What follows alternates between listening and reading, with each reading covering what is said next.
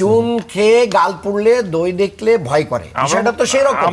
মিডিয়াতে দেখাচ্ছে একবারে, এই যে খুরশিদ আলম সাহেব পাশে এস আলম না না আওয়ামী লীগের আমলে যে আমাদের সাথে কথা বলা তো পাপ ছিল।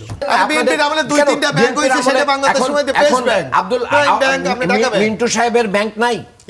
মিন্টু সাহেব যখন ব্যাংকের মালিক তখন সে রাজনীতিও করে। আচ্ছা, এত কিছুর পরে তাকে আপনারা কি মানে এখনো রাখছেন কেন? এটাই তো। আরে একা তো একমাত্র জামাতে ইসলাম যদি মনে করে টোটাল বাংলাদেশের পপুলেশনের প্রতিনিধিত্ব করে, সেটা তো ঠিক না। মিডিয়াতে দেখাচ্ছে একবারে, এই যে খুরশিদ আলম সাহেব পাশে এস আলম না না ওনারা অনেক আগের থেকে ওনাদের এই সক্ষতা রয়েছে। আমি অনেকগুলো এখন আপনি জামাতে ইসলাম করেন, আমি বিএনপি করি। আওয়ামী লীগের আমলে যে আমাদের সাথে কথা বলা তো পাপ ছিল। এখন আপনার সাথে আমার সামাজিক অনুষ্ঠান, ব্যক্তিগত অনুষ্ঠান, যে কোনো প্রোগ্রামে দেখা হতে পারে না। আমি একই প্রতিষ্ঠানের ছাত্র হতে পারি, একই একটা সামাজিক সংগঠন করতে পারি। এইগুলি দিয়ে একটা মানুষকে মূল্যায়ন করা যায় না। বরং তারাই তো তাদের দ্বারা গেইনটা, বরং এই এখন আমি একটা কথা বলি, যখন গেইন পাবেন সেটা কিন্তু এস্টাবলিশড হয়। আমি একটা কথা বলি, যেখানে আপনি দেখেন একটা সরকার যেখানে পৃষ্ঠপোষকতা করে আজকে এস আলমকে তৈরি করেছে, সামান্য একটা এমডি অথবা সামান্য একটা ব্যাংকের চেয়ারম্যান, আপনারা নিয়োগ দেওয়ার সময় কি এই জিনিসটা দেখবেন না? আমার প্রশ্ন হচ্ছে এখানেই, আপনাদের কি এতই সংকট এই দেশের মানুষের যে আপনারা নিয়োগ দেওয়ার সময় এই জিনিসগুলোকে একটু দেখার সুযোগ নাই? এইটা জামাতি ইসলামী এই জিনিসটা যতভাবে তুলে ধরছে, আমি তো অন্য আমরা যারা অর্থনীতিবিদ আছে, যারা ব্যাংকার আছেন বা সমাজের অন্য লোক আছে, সেদিক থেকে একটা তো শব্দ উচ্চারিত হচ্ছে না, শুধু একটা জায়গা থেকে। তাহলে তাদের স্বার্থ একটা জায়গা থেকে না, শুধু তো অনলি ওয়ান পয়েন্ট জামাতি ইসলামী। অর্থনৈতিক ব্যাখ্যায় বাংলাদেশে এতগুলি ব্যাংকেরই দরকার নেই। বাংলাদেশে ব্যাংকের ইনফ্লেশন কেন? প্রতিটা সরকারি এসে রাজনৈতিক বিবেচনায় এই ব্যাংক, বিশ্ববিদ্যালয় এগুলো অনুমোদন দেয়, যার কারণে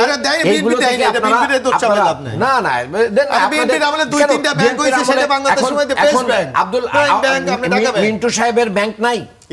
মিন্টু সাহেব যখন ব্যাংকের মালিক তখন সে রাজনীতিও করে। তার মানে কি? তার মানে এগুলি ধারণার এই যে মিন্টু সাহেব যখন ব্যাংক করেছে তখন উনি রাজনীতি করেন। শোনেন, এই জন্য আমি মনে করি যে অর্থনীতি প্রতিষ্ঠানকে অর্থনীতির ভাবেই চলতে দেওয়া উচিত। এইটাও আমি বলি, একটা প্রতিষ্ঠানকে আপনি নিরপেক্ষ দৃষ্টিতে দেখেন, কারণ একমাত্র জামাত ইসলামী ছাড়া আজকে এই ইসলামিয়াকে নিয়োগ নিয়ে একটা শব্দ আমি জামাত ইসলামী কেন বলে, বরং তাদের কিছু কিছু লোক আমি দেখাবো আপনাকে। জামাত ইসলামীর কর্মকর্তা যেখানে ব্যাংকে আছে, বড় বড় পোস্টে ডিএমডি বলছে যে কোনো মূল্যের বিনিময়ে, এই ভদ্রলোকের কি নাম, খুরশিদ আলম, যে কোনো মূল্যে তাকে বিতাড়িত করতে হয়, নাহলে আমাদের স্বার্থ সংরক্ষিত হবে না। কিসের স্বার্থ? তার ওখানে কিসের স্বার্থ? হচ্ছে জনগণের আমানতের স্বার্থ।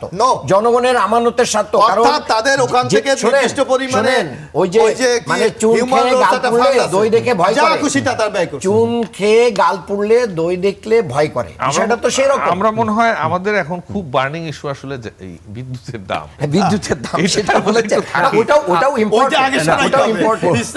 চেয়ারম্যান খুরশিদ আলমের সরাই দেবে না। এত কিছুর পরে তাকে আপনারা কি মানে এখনো রাখছেন কেন? এটাই তো। আরে একা তো একমাত্র জামাতে ইসলাম যদি মনে করে টোটাল বাংলাদেশের পপুলেশনের প্রতিনিধিত্ব করে, সেটা তো ঠিক না। তো বাংলাদেশ জামাত ইসলামী 32% জনগণের প্রতিনিধিত্ব করছে, তা বাকিগুলো নিয়ে আপনারা থাকেন, বাকিগুলো নিয়ে থাকেন।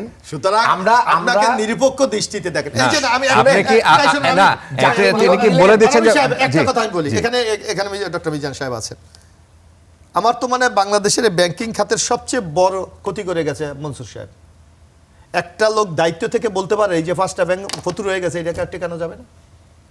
ওই যে ফার্স্ট ব্যাংকের বিশেষায়িত, তারপরে তো তাদেরকে একটা ম্যানেজমেন্টের মধ্যে, একটা বডির মধ্যে, এই ব্যাংকে জনগণের প্রতি, বক্তার প্রতি, ক্লায়েন্টের আস্থা আপনি জীবনে ফিরিয়ে আনতে পারবেন। উনি এই কথা না বলে উচিত ছিল ইন্টারনাল এটাকে কিভাবে রিপেয়ার করা যায়, কিভাবে দাঁড় করানো যায়, সেই প্রক্রিয়া প্রকাশ্যে যদি এখন আপনি বলেন যে এই যে আমরা আসছি, যে দেখা যায় যে 3 জনের মধ্যে আমার টকশো চলবে না, তাহলে আমাদের কারোর প্রতি দর্শকের আস্থা থাকবে? কথা শুনবে? এই ব্যাপারে তো আমরা কেউ কথা বলি না।